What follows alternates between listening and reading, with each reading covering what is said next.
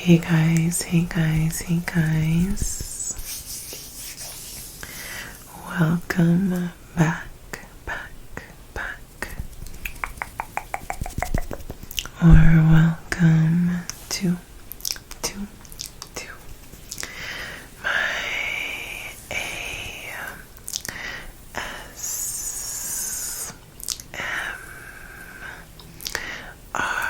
video. Today I'm going to be doing a, intermittent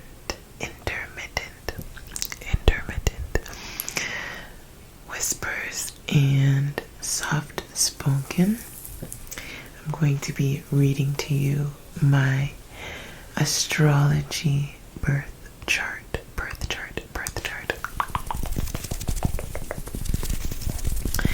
If you don't know that much about astrology, you might learn some new things today. And yeah, or at least you will be lulled to sleep by all of the woo-woo jargon that I'm about to explain to you. I already lit this candle here, but I want to see if I can get a sizzle out of it. I think I might be able to. Come on.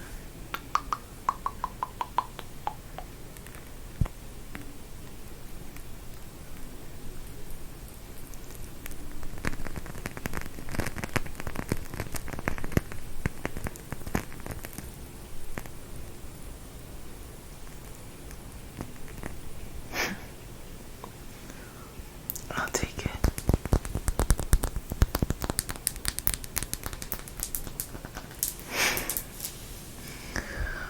Okay. So before I give you all the secrets to who I am as a person, I figured that it would be helpful to give a little quick rundown of the basics for you guys. So, in astrology, there's a chart that gets created based off of where the stars were in the sky at the precise moment that you were born. And there's a lot going on in an astrological chart. When you hear the average person talk about their sign, their zodiac sign, they're talking about their sun sign. Sun like the sun in our sky, not like sun like your firstborn. And even though the sun is a star in your astrology chart, it is considered a planet. And the sun is the planet of the self. It's not just how people perceive you, but more about how you perceive yourself, what you want for yourself, your goals, your motivations, etc., etc. It's like who you are. The moon is also considered a planet in astrology, and the moon is about your internal world, your feelings, your brain, your internal inside motivations, the parts that you don't share as much. Then you have your ascendant or your rising sign, and that is just the sign. When I say sign, I mean like the constellation, okay? There's planets, there's constellations, and there's houses. The houses are where the constellations are in the chart where you're born. Like the chart is a circle, and each circle is split into a different house, and where the constellation is determines where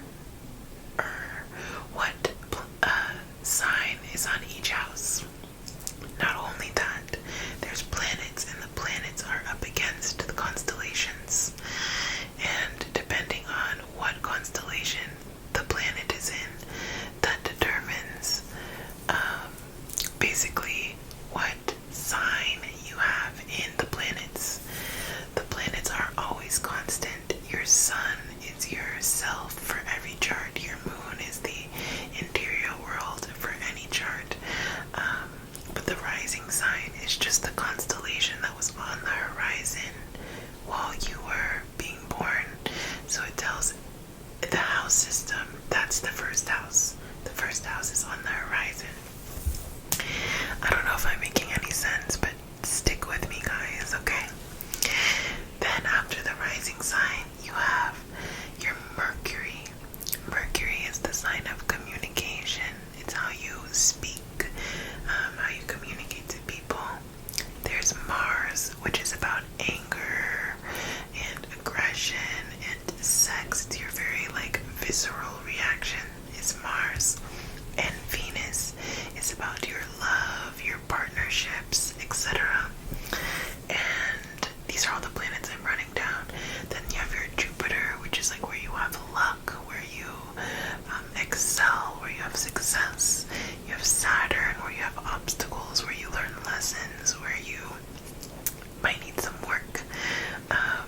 And then a variety of other planets. But those are the most important. Okay? Then there's 12 zodiac signs. Aries, Taurus, Gemini, Cancer, Leo, Virgo, Libra, Scorpio,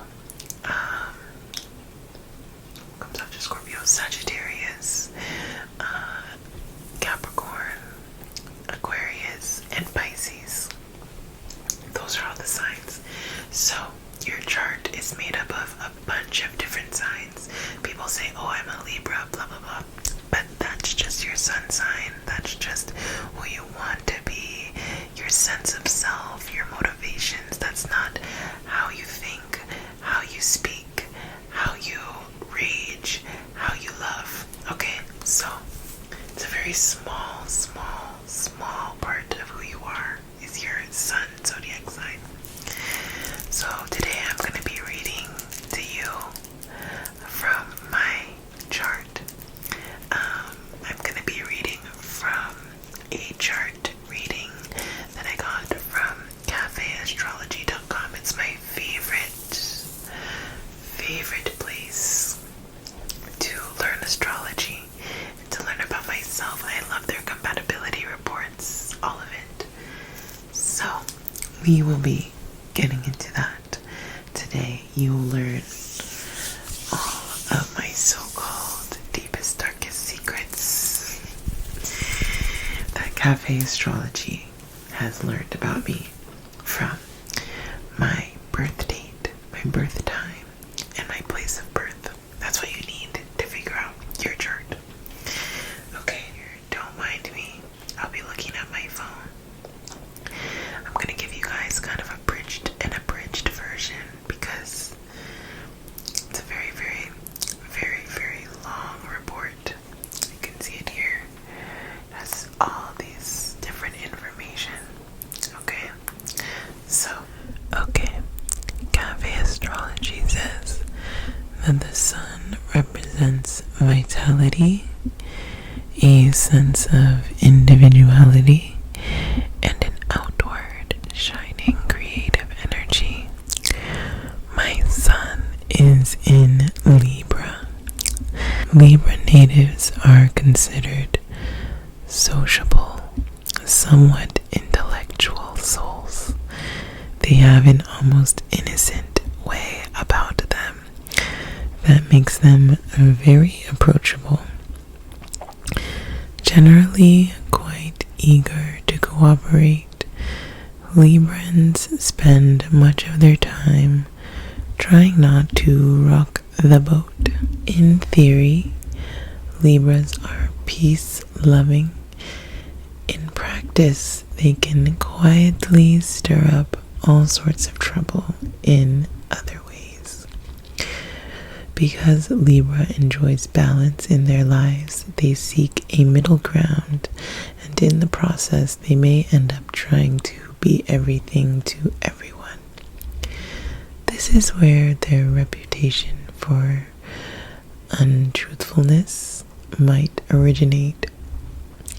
Generally, their untruths spring from a true desire for peace and fairness. Although they may not be comfortable with direct and malicious trickery, they feel totally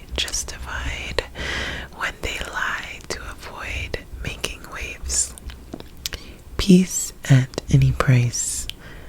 People involved with Libras may complain about their lack of directness and apparent inability to take a stand. However, they are genuinely concerned and always ready to bring harmony to their world. Librans are experts at avoiding being the ones to blame. When confronted, they'll calmly and reasonably say, "What? Me? No. I just want peace. I'm on the fence, middle ground, middle of the road." These are all expressions that we can safely associate with Libra. In truth, without Libra, life simply would not be as fair.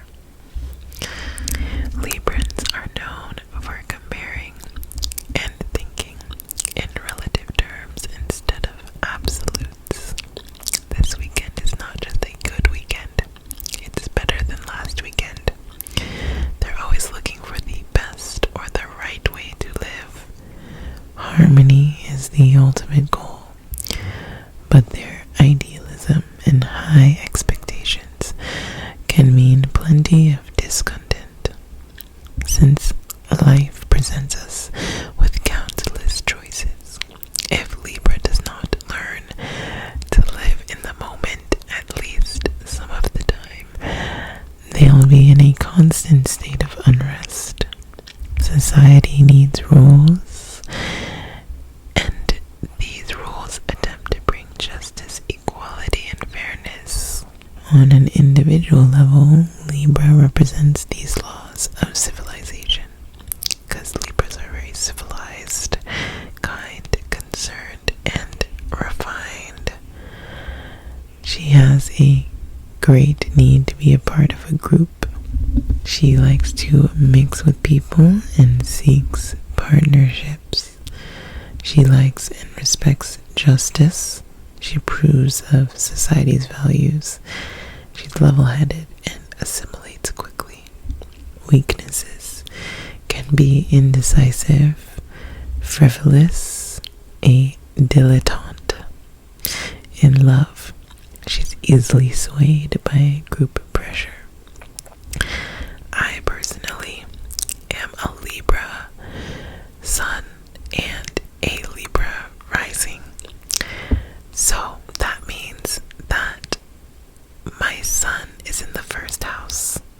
Your rising sign is always what indicates the first house, and since Libra is my rising sign and sun, that means my sun and Libra are in the same house, which is the first house. Generally, it's very lucky to have the sun in the first house. It means you're a star. Cafe Astrology says it means that you identify strongly with the image you present to others. You make an impression on others. You have a presence and you know it. See, guys, it means I'm a star. You are self-conscious, although you may prefer to project a strong image. You feel at your best when you make a mark on the world, but avoid obsessing over what others think of you. Accept that you need to be a leader or an innovator and go for it, while being careful not to be overbearing with others. I am self-motivated, competitive, with a forceful personality and a strong will. I'm unforgettable and very noticeable. My desire for self-development leads to success, which reflects in my career or position, and I have the qualities of a leader. The moon represents the emotional responses, unconscious predestination, and the self-image. The moon represents the emotions, and the moon sign shows how a person expresses themselves when they're at home, at ease, or comfortable. My moon sign is in Leo. This is a warm, creative, and proud position of the moon. Moon in Leo people want to create and entertain. They love deeply and largely. They can be rather lazy at times and also a little bossy. Generally, though, they have a deep need to treat others fairly and justly. Lunar Leos require lots and lots and lots of love and care in order to function well in the world. This is true. Sorry. Takes a lot of love to get this engine going, okay?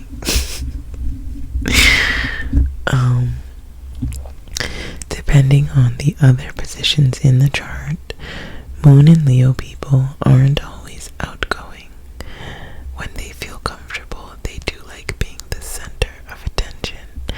That is, they enjoy being in the spotlight, in the comfort of their own homes, and with family and friends. They love entertaining others and often take on the role of comic or storyteller. Lunar Leos often feel a need to organize and control their family and friends. Guilty. They have an inner mission to set things right and generally like to oversee the goings-on in their circle. When they feel slighted, these people can be dramatic in their emotional displays. When their bride has been hurt, they are given to big scenes and sulking. This rarely happens in public, however. Lunar Leos are far too concerned about their image to make splashy scenes outside the comfort of their own homes. In public, they prefer to take things in dignified ways. At home, however, big displays of emotional drama are not uncommon. Wherever they are, they can secretly feel like they are on a stage. I'm being read to a field right now, guys. Like, very accurate so far. Lunar Leos are often personally popular folk who are valued for their integrity and strong sense of justice. Generally, it is easy to reason with a lunar lion. Appealing to their well-developed sense of fairness usually works well. She is brave, knowing how to take risks, and possessing the courage of her convictions. Honest, imposing, and sharp. She has a great sense of and respect for justice, expressive, seeking adoration, organizational sense, selectivity with friends but is not overly influenced by them, taste for splendor, and a social leader. Potential flaws: changing and numerous affections, emotionally demanding and proud, and brooding when attention is not forthcoming. My moon is in my 11th house. The 11th house is the house of friends. So it says I have lots of friends and relationships. I make friends easily, and my relationships can help further my professional success. Feelings of friendship are sometimes surface level. Often, lots of children or nurturing friendships. The position of the moon indicates an emotional need for belonging with and having support from friends and associations with groups. I look to acquaintances for support and offer the same in return. A changeable or unstable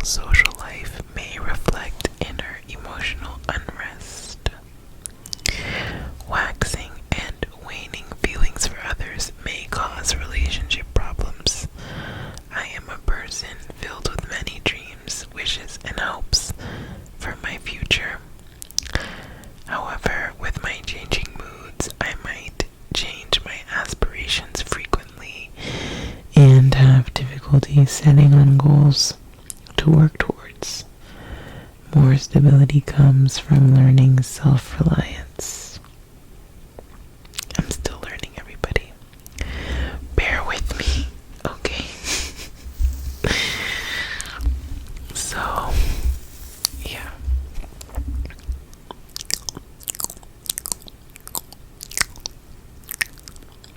Sorry, I'm just scrolling to the next part. Condensed video. I'm reading about a quarter of all of the stuff that is written, and there's a lot of stuff. Okay. My Mercury. Mercury represents communication and my logical spirit. My Mercury is in Scorpio. Scorpio.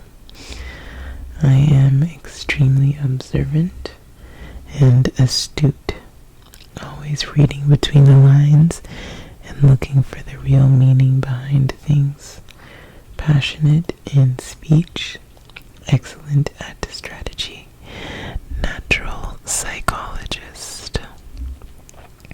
Sounds about right, too. It says my Mercury is in my second house. Intelligence geared toward ways to make money, become rich, or to be independent. All methods are good, and sometimes she might be on the borderline of honesty. I don't know what that means.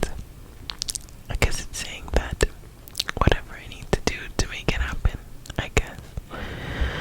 You have a very practical mind and intelligence, seeing the obvious, most logical answer to any predicament often before others. You don't like to be put on the spot or pushed into talking or coming to a conclusion. Studies are similar. I need to work at my own steady pace. I can be quite one-track minded at times, not very happy with multitasking, and often quite fixed in my opinions. Sensual stimuli is more relevant to me than abstract concepts. Sounds about right. Okay. My Venus.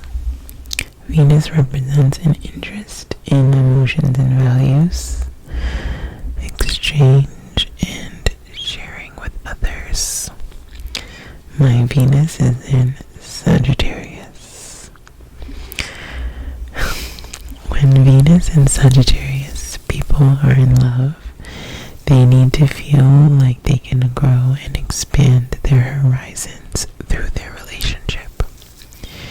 They want to learn new things and experience everything together. These are idealistic lovers who want you to appreciate their beliefs, visions, and ideals.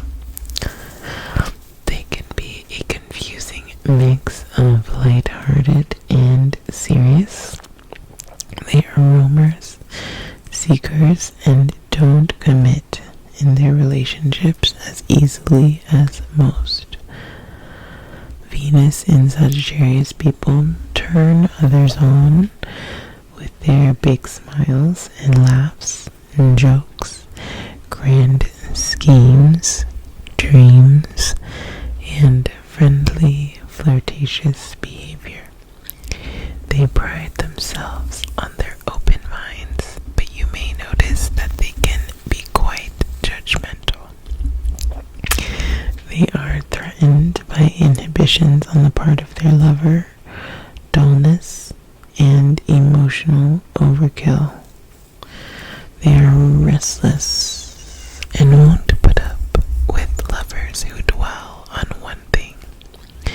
When the going gets tough in their relationship, they often have an overwhelming need to run away. Usually this only means getting out and experiencing something new before they come back. But sometimes it can be for good. They are attracted to people in love with life. You don't need to be refined, polished,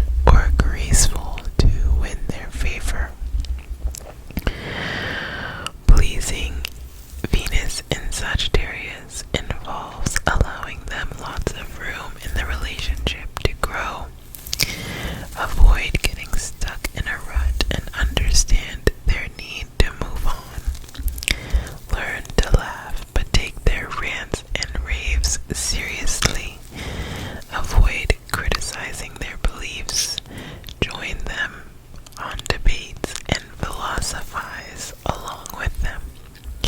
When they feel the need for more experience, go with them. Learn to look past their clumsiness with you and your feelings. And avoid cornering them or forcing them to commit. No comment.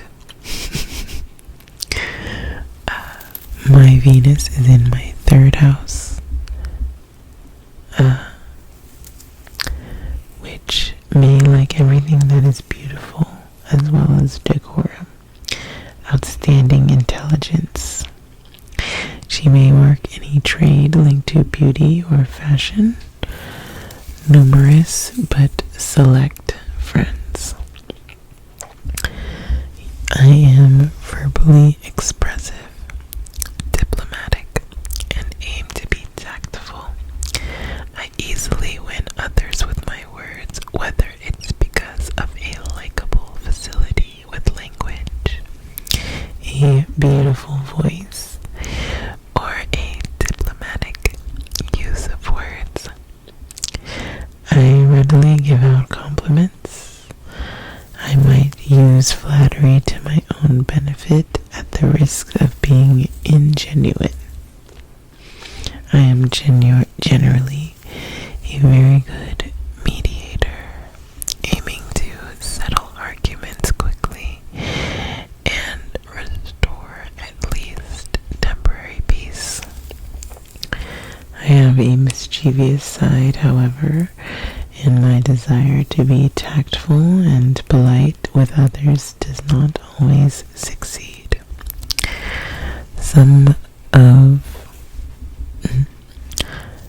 I might engage in a lot of mind games, and others might eventually find out that I don't always mean what I say, or say what I mean.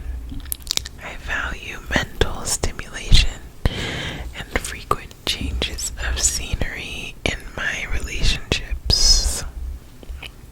I think this has a lot to do with why I like to travel so much. The last one that I'm going to read is Mars, which represents the desire for action and physical energy. Mars is in Virgo.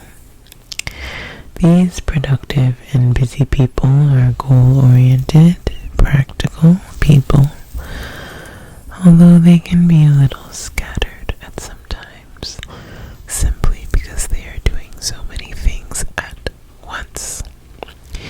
Mars in Virgo natives get things done quite well. They have a knack for handling a wide variety of tasks at once, and a tendency to take on perhaps too much at the same time.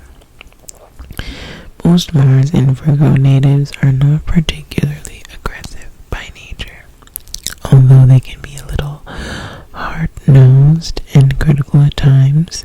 They rarely resort to pushing others around. Still, an annoyed Mars in Virgo native can be very difficult to be around.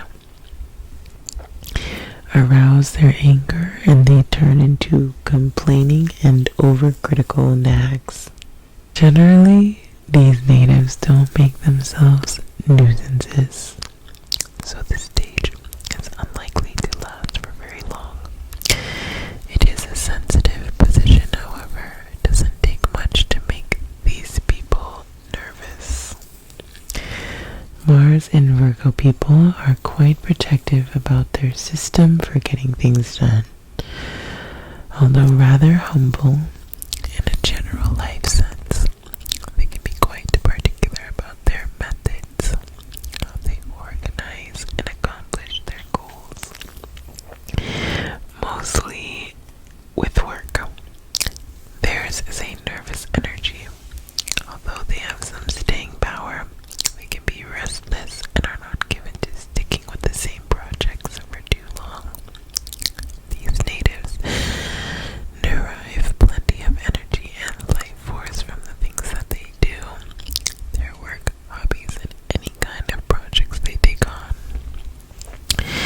An idle Mars in Virgo native is a sorry sight indeed. Fidgety, nervous, and worried. All these things are a sure sign that a Mars in Virgo has not enough to do.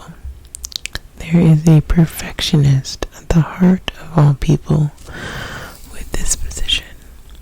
They'll love to be the first to deny this, but it is there. And they worry when they are not producing anything, and they worry about whether everything they've produced will measure up. An earthy and sometimes nervous sexuality generally characterizes people with this position of Mars. In a sense, their performance in bed is similar to their work. These people want to be good at what they do. They will generally be open to experimentation, if only to feed their curiosity and to feel savvy. There's often a shy and humble side to Mars and Virgo in any area that involves putting themselves out there and letting go. But experience and knowledge are important to these natives, and this drive generally wins over any natural reticence. Virgo Mars is my least favorite placement in my entire chart. Just like I have all this confident, justice-oriented, like friendly, outgoing energy, and then they just threw me a Virgo Mars of perfection and nervous energy. Like, what? I could have gone without that, I feel. Anyways, also it's in my 12th house, so we'll read about that now. Mars is in the 12th house. So much of her energy goes into working. She likes research. She could be a lab worker, or a doctor, or a teacher. She can be indirect, very private, with rich dreams and fantasies. With Mars in the 12th house of the natal chart, I can struggle with asserting myself in direct, natural ways in my youth. But with time and experience and some hard work, I'm likely to learn how to work with this energy rather than to allow it work against me. Watch for a tendency to feel defeated before I've given something a real shot. I am extraordinarily resourceful and can handle many things on my own. Although I may have a great deal of energy and drive, I lack confidence and the desire to put myself and my own interests first. Positively, I can be very unselfish, working more on behalf of others than for myself. I may deny my own desires and needs too much, however, and am likely to become secretly very angry, which can sabotage my finest efforts.